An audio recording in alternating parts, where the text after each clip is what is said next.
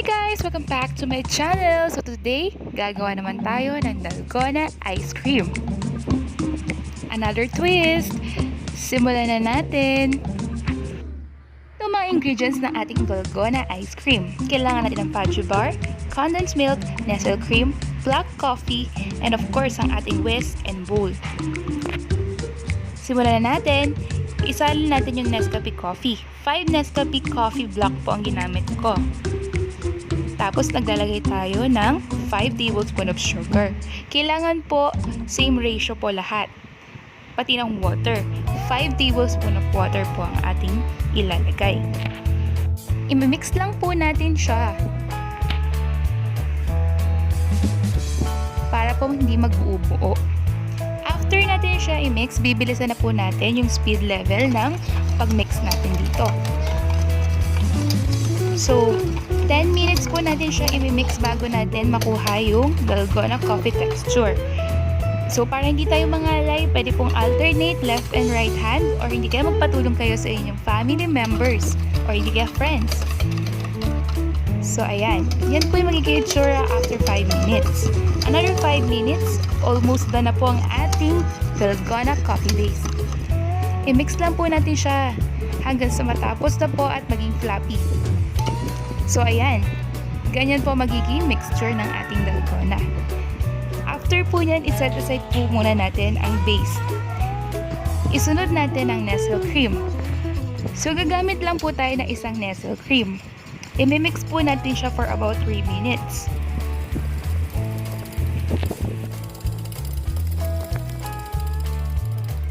Nating i-mix ang Nestle cream, ila-add na natin yung condensed milk. Isang can of condensed milk po ang ilalagay natin. I-mix po natin ng mabuti hanggang sa mag-combine na po yung dalawang mixture.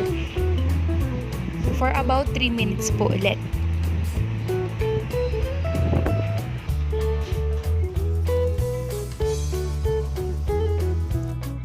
After 3 minutes, iset aside po muna natin.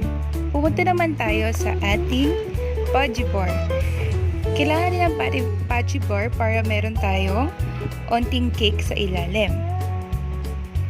So, hihimayin lang po natin ito.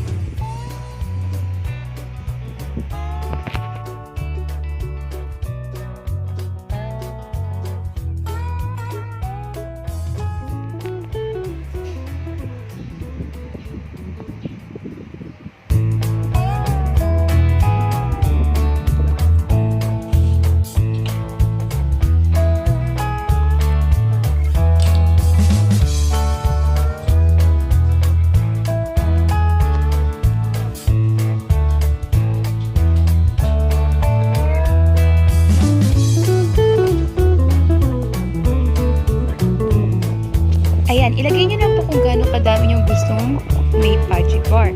After po yan, ilalagay na natin ang Nestle cream. Yun po ang ating second layer.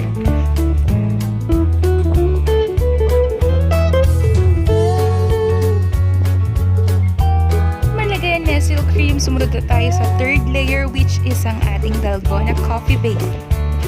So, ilalagay lang po natin sa top at i-spread out po natin.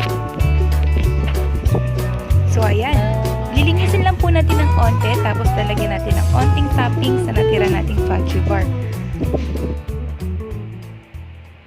Ayan, okay na ang ating Dalgona ice cream. Ganyan po magiging itsura ng ating ice cream. Kailangan lang po natin itong takpan at i-refrigerate for almost 6 to 8 hours or overnight para mas maganda. So, after 6 hours, ito po ang kakalabasan ng ating Dalgona ice cream. Tikman natin. So, ayan. Nabuo na po ang ating ice cream base. I-try nyo na rin ito sa inyong mga tahanan, mga ma'am. Sobrang sarap. Sobrang tugma nung bitterness ng coffee, tsaka yung sweetness ng ating Nestle cream with condensed. Instant ice cream. I-try nyo na rin ito sa inyong mga tahanan. If nagustuhan nyo to, of course, don't forget to like, share, subscribe to my channel for more videos. Thanks for watching! See you on my next vlog. Bye-bye!